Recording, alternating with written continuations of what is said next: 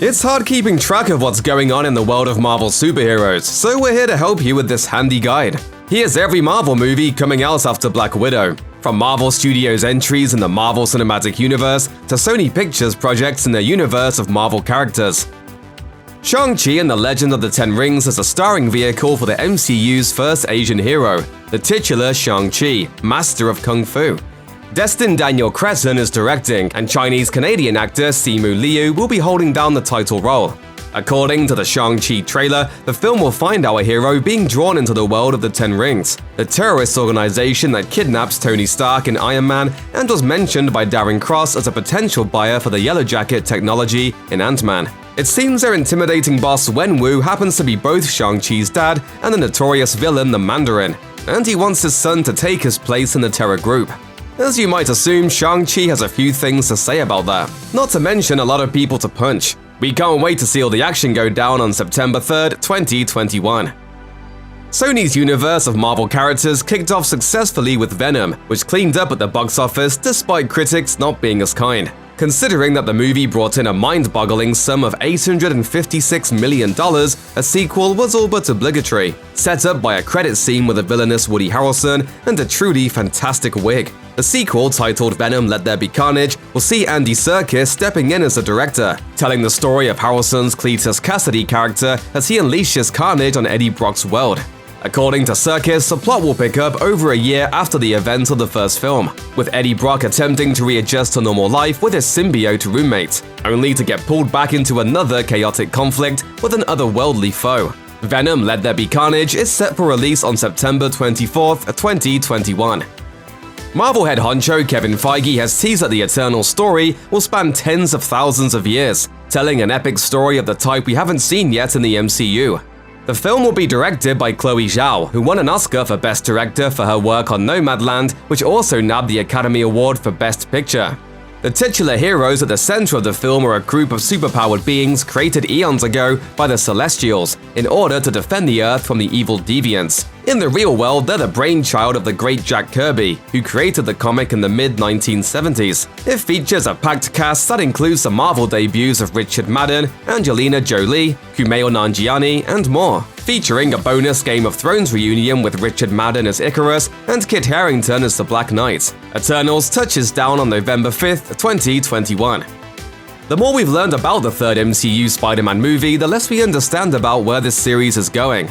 When J.K. Simmons reprised his role as J. Jonah Jameson from Sam Raimi's Spider-Man trilogy during the end credits of Spider-Man Far From Home, we probably should have suspected that something strange was afoot in the MCU. Now, reports have emerged that heroes and villains from previous iterations of the Spider-Man series, like Alfred Molina's Dr. Octopus, Jamie Foxx's Electro, and maybe even Tobey Maguire and Andrew Garfield, are all being pulled into this movie for an interdimensional spider summit. I'm sorry, you're saying there's a multiverse? While Far From Home teased a multiverse that ultimately turned out to be a ruse perpetuated by Mysterio, this movie might be bringing in a multiverse for real.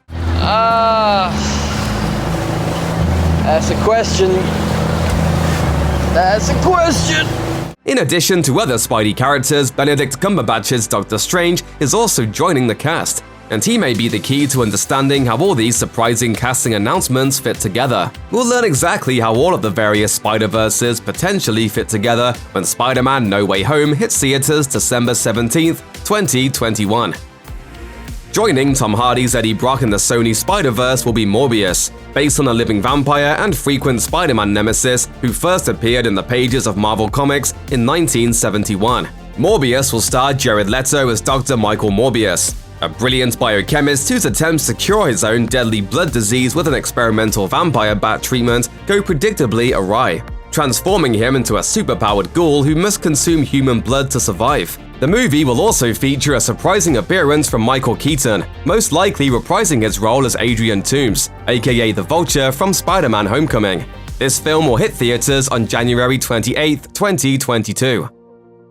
In 2019, we learned that the Doctor Strange sequel will be titled Doctor Strange in the Multiverse of Madness. The sequel will co-star Elizabeth Olsen as Wanda Maximoff, and it will be directly influenced by the weird events of WandaVision and possibly the events of Loki.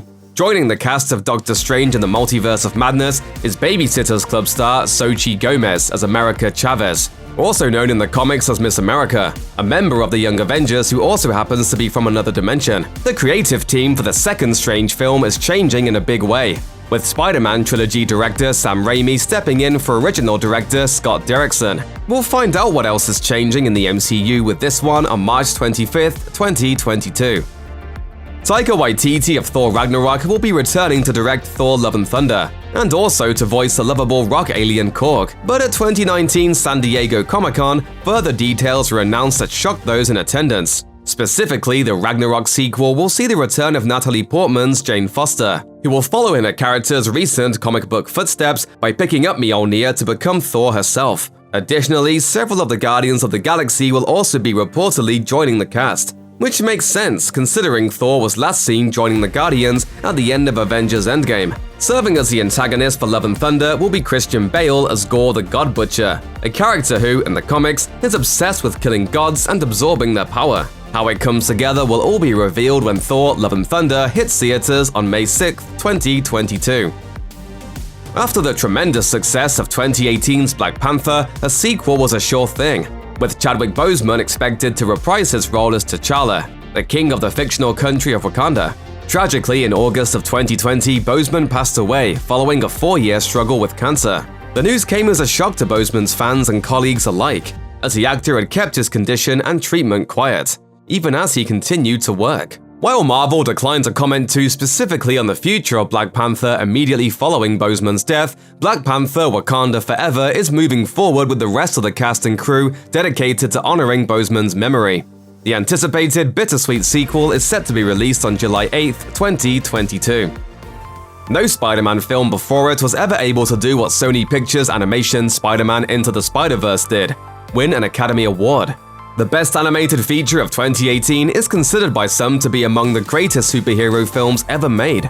With its supremely innovative animation style and focus on its eclectic cast of alternate universe Spider-People, its success seems impossible to duplicate. But Sony is still going to try. The Spider-Verse sequel will center on the burgeoning romantic relationship between Miles Morales and Gwen Stacy, reportedly taking place 2 years after the events of the first film. Additional plot details are still a mystery, but a teaser shared by the official Spider-Verse Twitter account flickers through several different Spider logos, which seems to indicate that once again we'll be meeting a variety of different Spider-People from across the multiverse. One thing we do know is that Issa Rae of HBO's Insecure will be playing Jessica Drew, better known as Spider-Woman. As for which other heroes will be joining the flick, we'll find out soon enough, as Into the Spider-Verse 2 hits theaters on October 7th, 2022. While Marvel is keeping quiet so far about what Carol Danvers will be up to the next time we see her, we do know that she won't be alone. The film that was originally presented as a sequel to 2019's Captain Marvel was revealed in 2021 to actually be a team-up feature titled The Marvels. Brie Larson will be returning as Carol Danvers, aka Captain Marvel, the titular star of the first film.